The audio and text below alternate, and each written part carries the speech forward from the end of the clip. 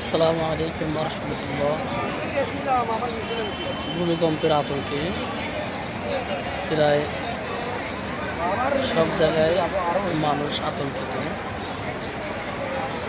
আপনারা দেখতে পাচ্ছেন, আমি আপনাকে দেখার চেষ্টা করতেছি।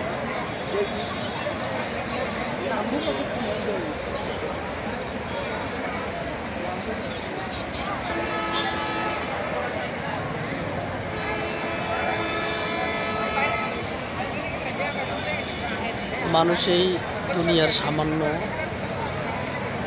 ভূমিকম্পে আতঙ্কিত।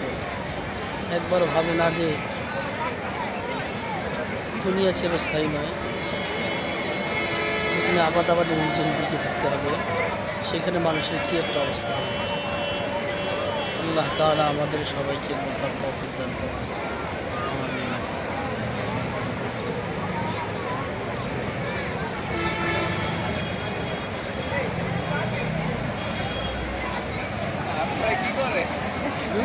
ভিডিও করি, মানুষ আতঙ্কের ভিতরে আছে মানুষ।